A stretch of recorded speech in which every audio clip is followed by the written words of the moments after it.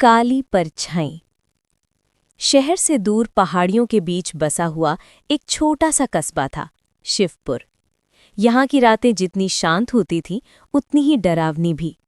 लोग सूरज ढलते ही अपने दरवाजे बंद कर लेते थे, क्योंकि अंधेरा होते ही हवा में एक अजीब सी सिसकियों की आवाज़ घुल जाती थी। इसी कस्बे में रहती थी अनन्या, 22 साल की एक समझदार लेकिन जिज्ञासु लड़की। उसके पिता की मौत बचपन में ही हो गई थी और माँ अक्सर बीमार रहती थी।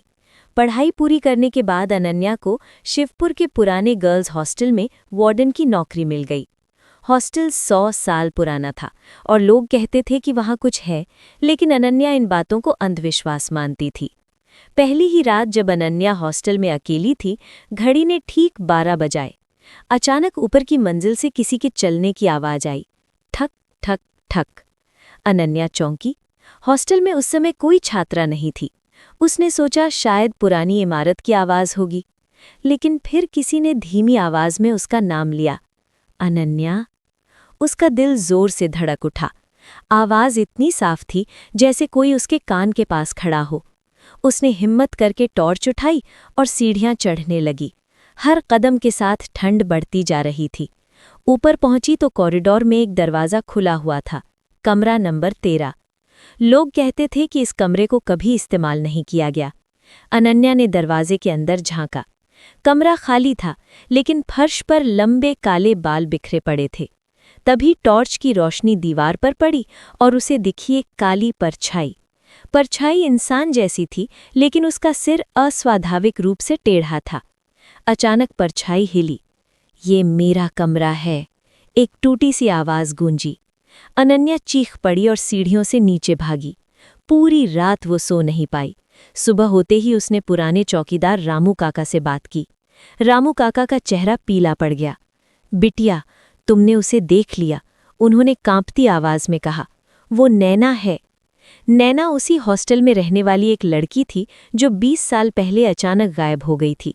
कहा जाता है कि उसने कमरे नंबर 13 में फांसी लगा ली थी, लेकिन उसकी लाश कभी नहीं मिली। अनन्या का दिमाग मानने को तैयार नहीं था।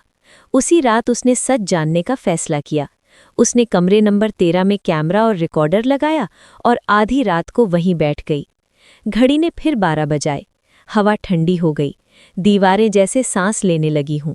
तभी आईने में उसे दिखा वही काली परछाई, इस बार और साफ। उसका चेहरा झुलसा हुआ था, आंखों से काला पानी बह रहा था। तुम यहाँ क्यों आई? परछाई ने पूछा। अनन्या ने कांपते हुए कहा, सच जानने। परछाई हंसी, एक ऐसी हंसी जिसमें दर्द और गुस्सा दोनों थे। सच तो सुनो। कमरे की दीवारों पर खून जैसे शब्द उभर आए। नैना ने बताया कि हॉस्टल की पुरानी वार्डन और कुछ लोगों ने मिलकर उसे गलत काम के लिए मजबूर किया। जब उसने मना किया तो उसे मार दिया गया और उसकी मौत को आत्महत्या बना दिया गया। मैं इंसाफ चाहती हूँ। नैना की आवाज़ अब चीख में बदल गई। अनन्या ने वादा किया कि वो सब कुछ सामने लाएगी। अचानक लाइट बुझ गई। कमरे में अंधेरा छा गया। जब रोशनी वापस आई, नैना गायब थी, लेकिन फर्श पर खून से लिखा था, अगर धोखा दिया तो तुम अगली हो। अगले हफ्ते अनन्या ने पुलिस और मीडिया को सबूत दिए। पुरानी वार्डन गिरफ्तार हुई। पूरा कस्बा हिल गया। लोग बोले, आत्मा को शांति मिल गई। लेकिन कहानी यहीं खत्म नहीं होती। कुछ महीनों बाद नई छात्राएं हॉस्टल में रहने लगी। एक रात एक लड़की अपनी सहेली से बोली, रात को कमरे नंबर 13 से कोई रोता है। अनन्या ने मुस्कुराकर कहा, डरने की बात नहीं। जैसे ही वो मुड़ी, शीशे में उसे दिखा नैना उसके पीछे खड़ी थी। नैना ने उसके कान में फुसफुसाया, इंसाफ मिला, अब तुम्हारी बारी है। अनन्या की आंखें काली हो गईं और उस रात के बाद हॉस्टल में 2 परछाइयां दिखने लगीं।